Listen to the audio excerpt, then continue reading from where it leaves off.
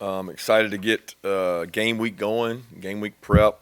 Camp kind of came to end last week for us. I thought we had a really good football camp in terms of physicality, practice, enduring the heat. Really pleased with how hard our guys have worked and strained. It's not easy to be a football player in the fall because you don't get to do much but practice every day for 3 and 4 hours in the heat, and school's not here, people aren't on campus, and all that's changed now. So I'm pleased with what our guys have done up to this point. We're certainly not completely ready for Oregon. We shouldn't be. We've got other things to do to get ready for it. We've got a lot of situational football to get ready for, but I'm pleased with where we are, and it's time to lock in and finish up the prep. We got started last week, probably a little bit Wednesday, little bit Thursday, and then all in Friday, Saturday, Sunday off, and then getting back to the grind today for the players. So we know we've got a really good program. Mario Cristobal is a good friend of mine, and he's done a great job recruiting players to Oregon, and Dan has taken those guys and watching what they did in the spring game and knowing the intensity and the organization that Dan has and the leadership. They're going to be a hell of a team, and they've got a lot of good football players on their team. So with that, I'll open it up.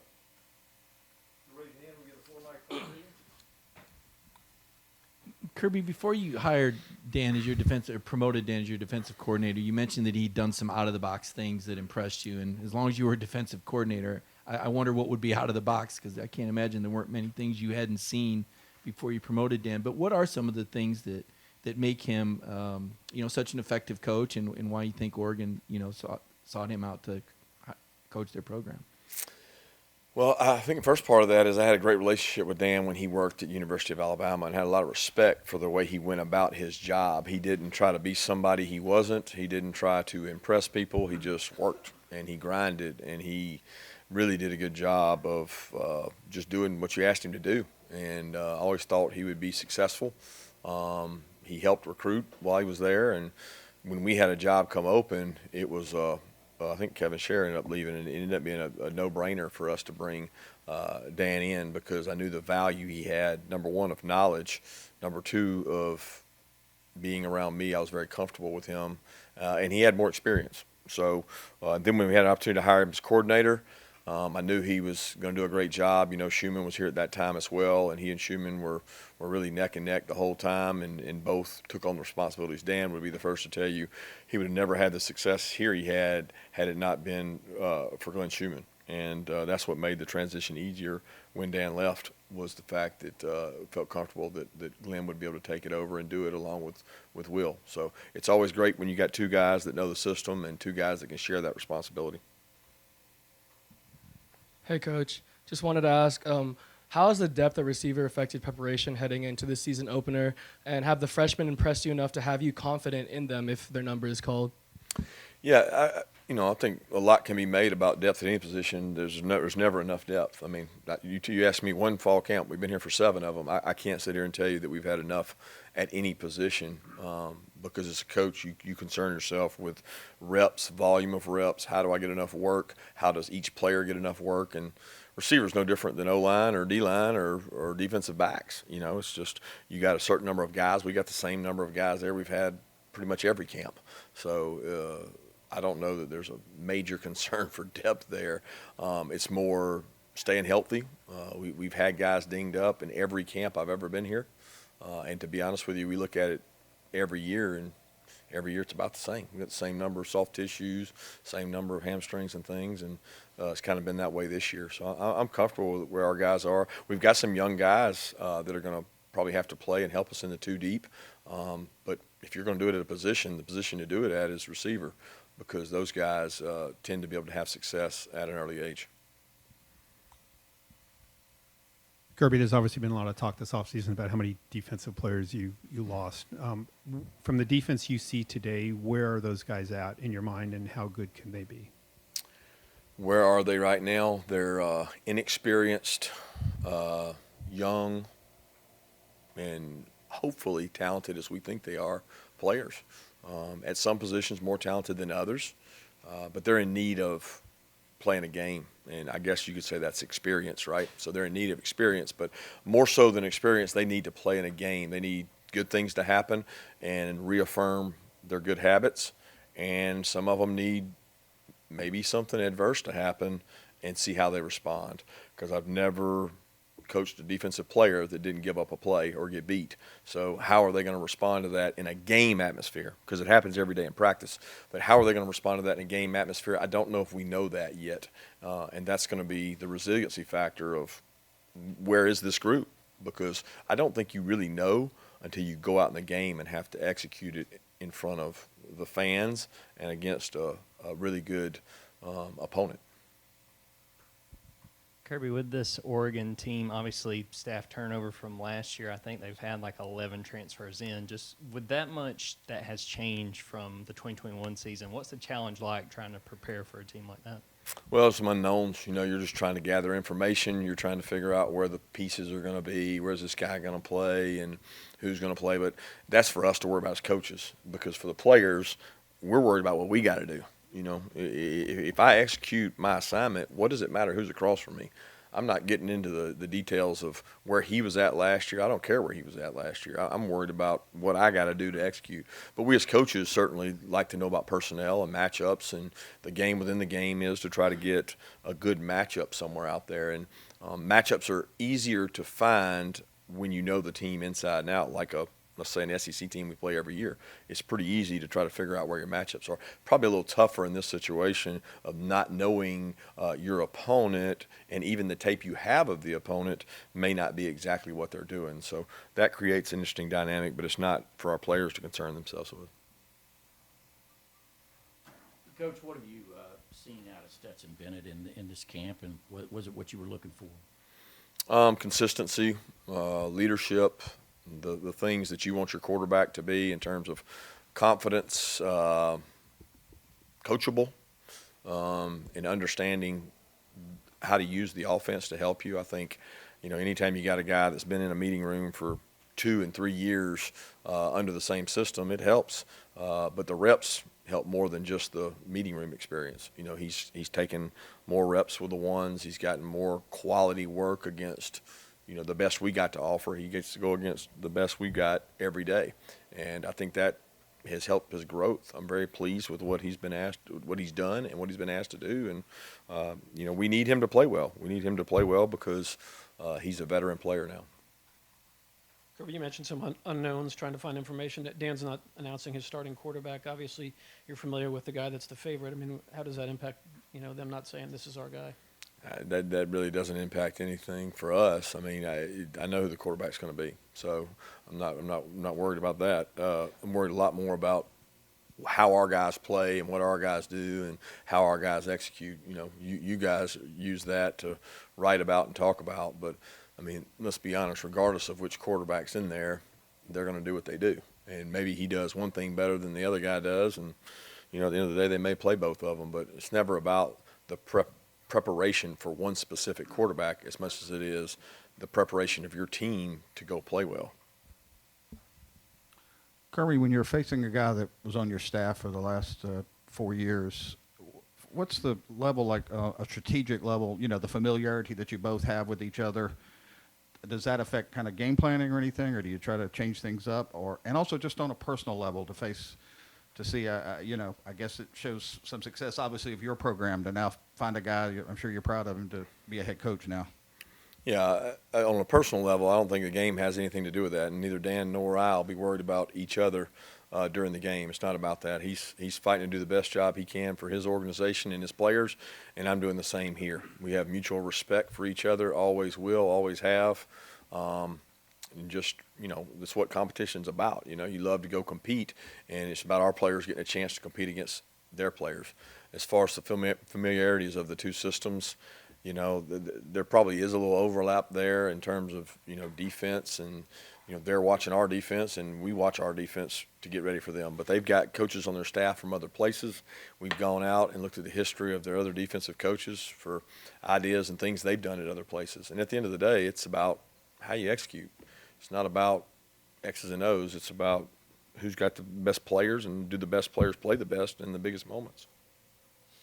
Yeah, Kirby, Cedric was talking about Michael Williams, and he's getting more comfortable learning from these older guys and everything. I guess, one, how much have you seen him learning from those guys? And two, how far has he come, in this fall camp since he's been here? He's continued to grow. I think since he got here, he's been a non-traditional freshman. He's never been really impacted by accolades, hype, even intimidation by being here in terms of drills and knowing what to do. He's fit in really naturally. I think, being from where he's from, Columbus, he got up here to so many practices. It was just a very steady climb, and he's continued to climb. He's not had ups and downs and lack of efforts and tired and not understanding. He takes really good care of his body. He's very intelligent. He learns the system well, and he plays really hard. And those are attributes that help true freshmen get on the field.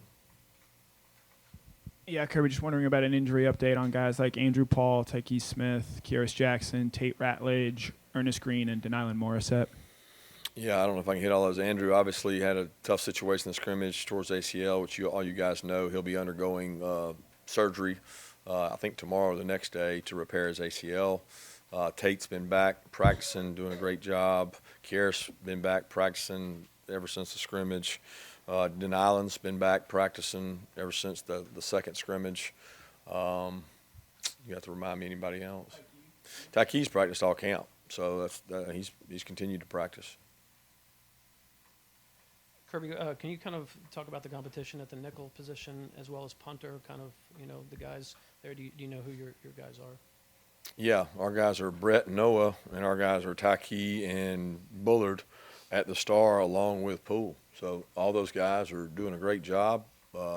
Probably play all those guys at punter. We'll make a decision closer to the game, but Brett's probably the leader in terms of punting.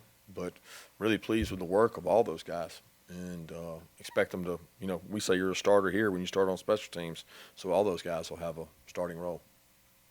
Kirby, considering all the different moving parts on the defensive line, you're going to be facing the team that may have the most experienced offensive line you guys will face this year. What about that challenge come Saturday?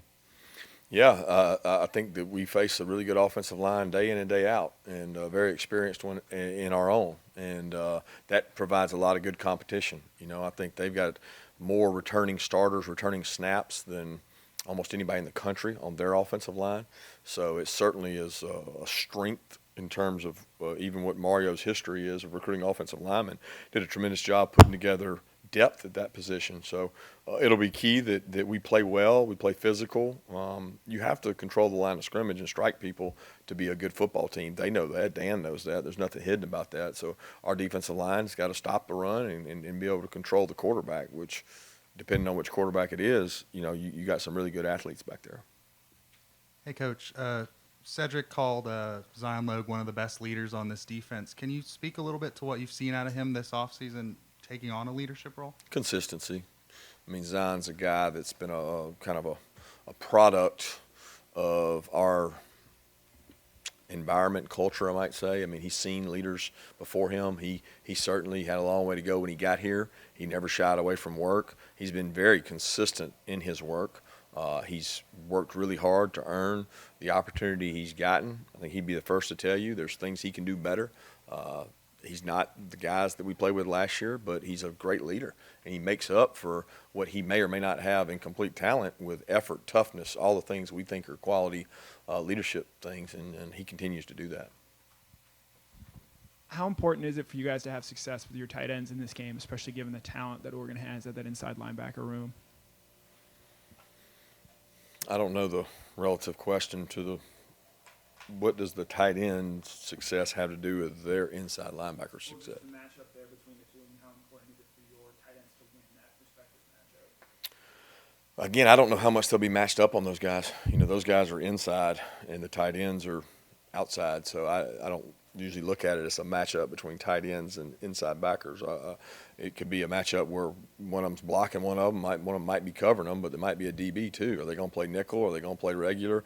Those are all questions that are going to be answered the day of the game. But they have a tremendous tremendously talented inside linebacker room. I mean, both two kids we recruited here and tried to get here, and we had some pretty good inside linebackers when they decided to come, and we felt strongly enough they were good enough to come here and play. So they're talented. Our tight ends are really good football players. They're conscientious. They work hard.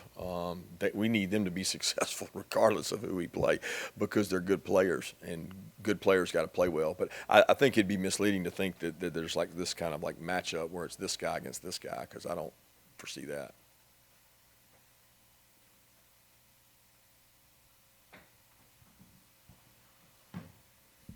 Kirby, can you give us an update on the offensive guards? You said Tate Ratledge was back. Can you kind of let us know where that stands, and have you picked your starting five on the offensive front? No, I don't think we'll know till this week gets up. I mean, you're coming off a day where we didn't do anything, and they practiced Friday and Saturday with all of them sharing time with the ones. I mean, that's not going to change all year. I know you guys want to make it, and that's all you want to know is who's going to start.